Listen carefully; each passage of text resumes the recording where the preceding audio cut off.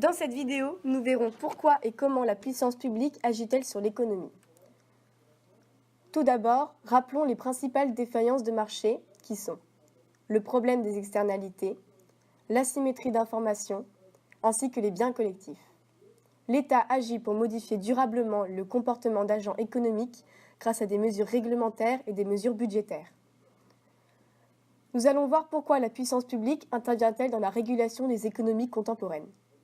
Les principales fonctions économiques de l'État sont au nombre de 3.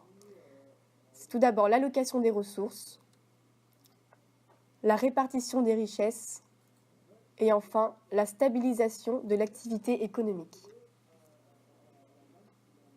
L'allocation des ressources, c'est l'État qui participe en produisant des biens et des services non marchands qui ne pourraient pas être produits la plupart du temps par les producteurs privés.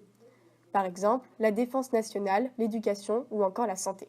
C'est également en mettant en œuvre des mesures d'incitation qui ont des effets sur l'offre et la demande, comme par exemple les taxes sur les activités polluantes ou encore l'encouragement des secteurs d'activité. Les répartitions de richesses, c'est les pouvoirs publics qui viennent corriger la répartition primaire des revenus en mettant en œuvre une répartition secondaire fondée sur les prélèvements obligatoires et les prestations sociales. Les objectifs sont de favoriser l'activité économique et de réduire les inégalités. Et enfin, la stabilisation de l'activité économique qui a pour objectif la croissance, la maîtrise de l'inflation, le plein emploi ainsi que l'équilibre des échanges avec l'extérieur. L'État peut intervenir selon différents niveaux. Au niveau européen, avec la politique de la concurrence et monétaire, au niveau national, avec la politique budgétaire et les services publics nationaux, et enfin au niveau local, avec des mesures de solidarité et des encouragements de l'économie locale. À présent, nous allons voir comment le budget de l'État permet-il d'agir sur l'économie. Le budget public est l'ensemble des dépenses et des recettes des organismes publics sur une période. Les recettes sont constituées des impôts, des prélèvements obligatoires, des taxes. Les dépenses permettent la production des services non marchands, des revenus de transfert et l'orientation des choix des acteurs économiques. Les recettes constituent 46% du PIB en France et les dépenses 54%. Le solde budgétaire est la différence entre les recettes et les dépenses. Il peut être excédentaire, à l'équilibre ou déficitaire. Ce dernier peut entraîner un déficit public lorsque les dépenses publiques sont supérieures aux recettes publiques et ainsi créer la dette publique qui est l'accumulation des déficits publics.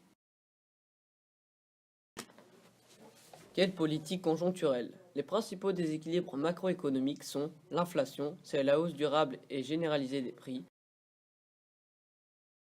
le chômage, situation dans laquelle l'offre de travail est supérieure à la demande, et les déséquilibres extérieurs, qui est l'écart entre les flux entrants et sortants. Tout cela peut aboutir à la demande globale. La demande globale est la demande agrégée des biens et de services de ménage de l'État. Il y a inflation lorsque la demande globale augmente plus vite que l'offre globale. Inversement, une demande globale inférieure à l'offre globale se traduit par un ralentissement de la production et donc une hausse du chômage. Il y a un déséquilibre extérieur lorsque les importations sont supérieures aux exportations. Les politiques conjoncturelles sont l'ensemble des mesures prises par les autorités publiques pour réguler l'activité économique à court terme. La politique budgétaire concerne le budget de l'État. Elle peut agir sur les dépenses publiques, distribuer des revenus et transferts et modifier les comportements des agents économiques. La politique monétaire a pour but de réguler la création de la monnaie grâce aux taux directeurs contrôlés par la Banque centrale. Les deux politiques sont soit de relance, donc qui favorisent la croissance et lutte contre le chômage avec des mesures budgétaires comme l'augmentation des dépenses publiques, ou des mesures monétaires avec les faibles taux directeurs, ou bien d'austérité ou de rigueur pour résorber le déficit public avec des mesures budgétaires et des mesures monétaires comme freiner l'inflation avec de forts taux directeurs.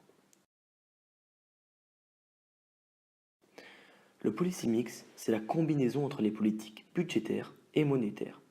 Un bon policy mix, c'est une articulation cohérente des politiques monétaires et budgétaires. Un mauvais policy mix, c'est lorsque les deux politiques ont des objectifs différents et elles se bloquent. Par exemple, une politique budgétaire de relance et une politique monétaire de rigueur.